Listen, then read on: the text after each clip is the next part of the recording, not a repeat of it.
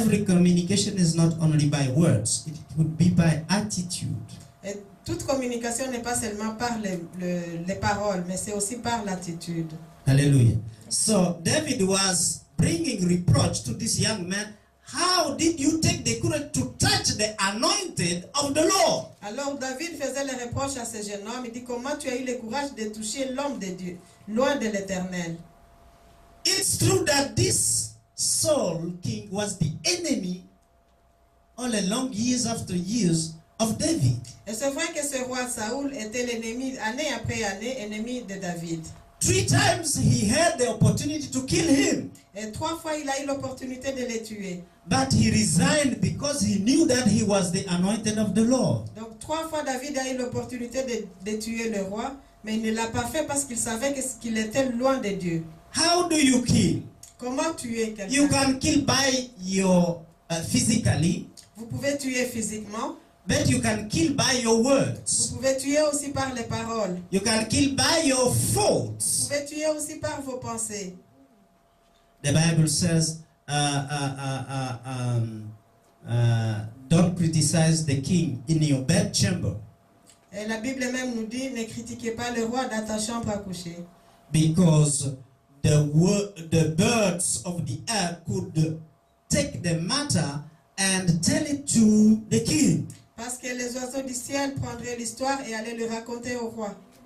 Your bedchamber is where no one can enter. Et votre chambre à coucher, c'est là où personne d'autre n'entre. No one here can enter into your thinking mind. Parce que personne ici ne peut entrer dans vos pensées. So what you think could be an offense to somebody else. Donc ce que vous pensez peut être une offense contre quelqu'un. Are you here today? Amen. So we begin to understand that David, even though he knew that Saul was his enemy, could not accept somebody who killed him. Donc alors nous commençons à comprendre que le roi Saoul qui était ennemi à David, David ne pouvait pas accepter que quelqu'un le tue. And the sentence of David Et la phrase de David, la sentence de David, was that this young man has to be killed. était que ce jeune homme devait être tué. He thought bringing good news to David, who was the enemy to Saul, who now is dead, but it was not good news. Ce jeune homme pensait apporter une bonne nouvelle à David pour lui annoncer que son ennemi, le roi Saul, est mort, mais pour David, ce n'était pas une bonne nouvelle. When you hear news, bad news about your enemies, how do you behave? Quand vous attendez des mauvaises nouvelles des mauvaises nouvelles de votre ennemi, comment vous comportez-vous? Hein? Bien fait pour lui. That's the usual behavior. Ça, c'est le comportement habituel, oui. But look at what David did here. Mais voyez ce que David a fait ici. He called one of the young men, verse 15. Alors, au verset 15, il a appelé un de ces jeunes And said, go near and fall upon him and smote him that he died. Donc, au verset 15, David appela l'un de ces jeunes gens et dit, approche et abat-le. You see that? Vous voyez cela? That young man reported that he killed his enemy and now he's killing him. Ce jeune homme qui a rapporté l'histoire comme quoi il a tué l'ennemi de David et voici c'est David qui le tue. Which means David was not happy that his enemy has died. Ça veut dire que David n'était pas content que son ennemi soit mort. Can you be happy when your enemy has fallen? Pouvez-vous être content quand votre ennemi est tombé? Are you be able to do that? Serez-vous capable de faire cela? You could do that in the past, she says. Et maman Dacil a dit qu'elle faisait cela par le passé. David was in fury. Donc David était en fureur. That's why I said, smote him. Et c'est pour ça qu'il a dit tuez-le. This is bad news. Ça c'est une mauvaise He nouvelle. could not touch the anointed of the Lord. Il ne devait pas toucher loin de Dieu. And let the blood, verse 16, let the blood be upon his head. Alors David au verset 16 lui dit que ton sang soit sur ta tête. Because his mouth has testified against himself. Car ta bouche a déposé contre toi, saying, I have slain the Lord's anointed. puisque tu as dit, j'ai donné la mort au Messie de l'Éternel. What you say can kill you. Donc, ce que tu dis peut te tuer. I want everyone to reach to that principle. In Luke chapter, I wrote it here, Luke Je voudrais chapter 19, 22. Et je voudrais que vous reteniez ce principe. Luc 19. 19, verset 22.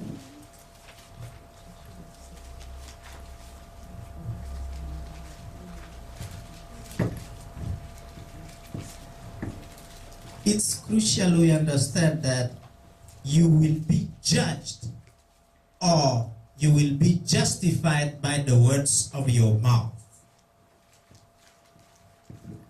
Luke 19, 22. Luc 19, verset 22. Il lui dit, je te jugerai sur tes paroles. Aha. Mauvais serviteur, tu savais que je suis un homme sévère et que je prends ce que je n'ai pas déposé et moissonne ce que je n'ai pas sémé. I will judge you from the words from your own mouth. Je te jugerai sur tes paroles. It's crucial we understand that. Et c'est très important que nous comprenions cela.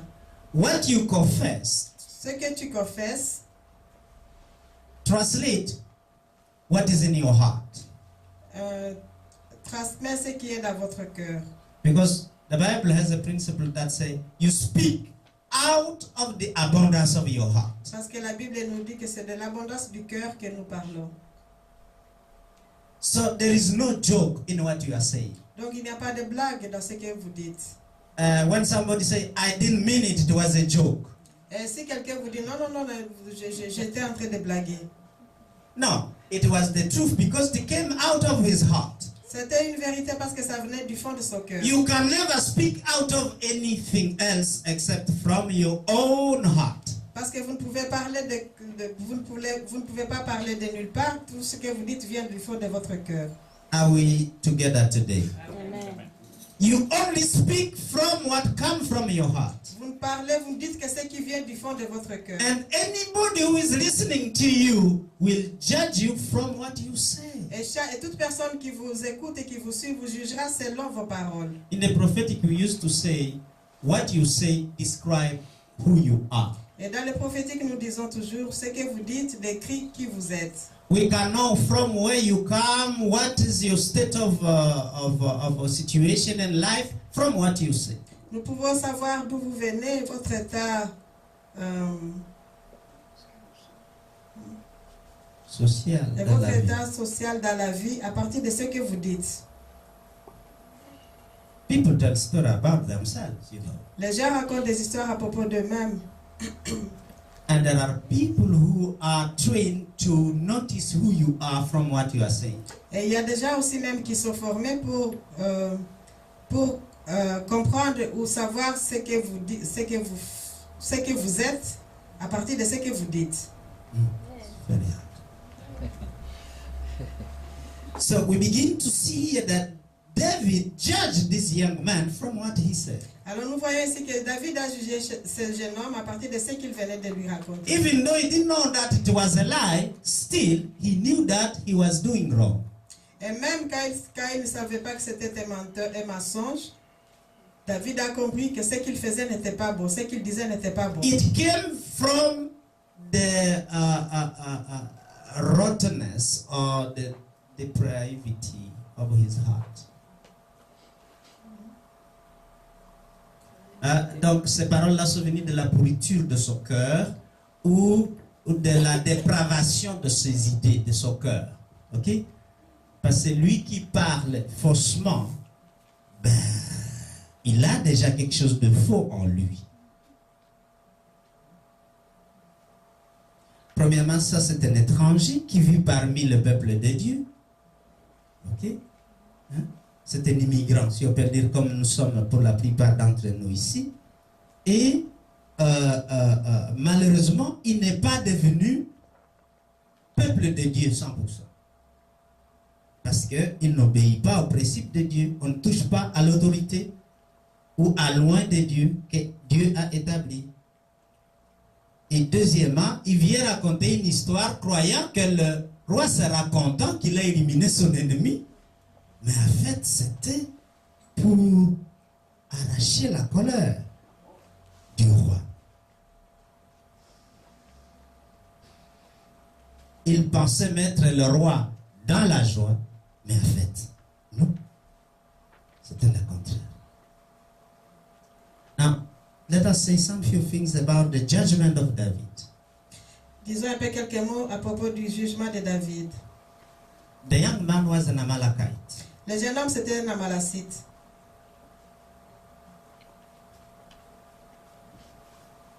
I think mainly David killed him because of what he said. How come you put your hand on the Lord's anointed?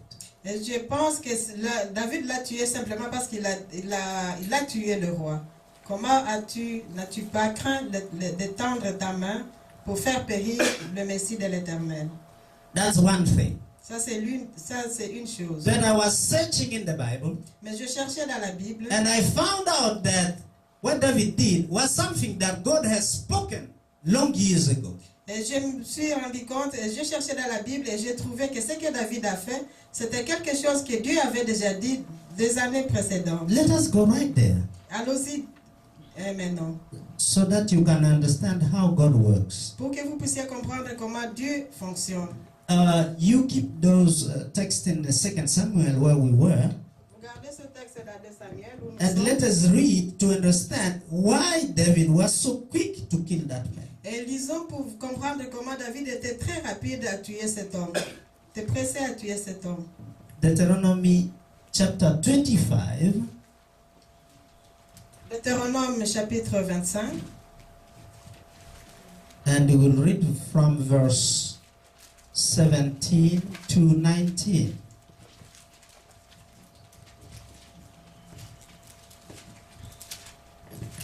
Deutéronome chapitre 25 et nous allons lire de 17 à 19. Are you there today? Thank you.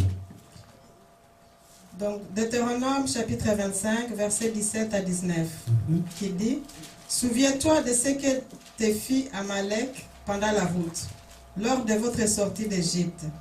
Comment il te rencontra pendant la route et coupa ton arrière-garde, tout ce qui se traînait le dernier, pendant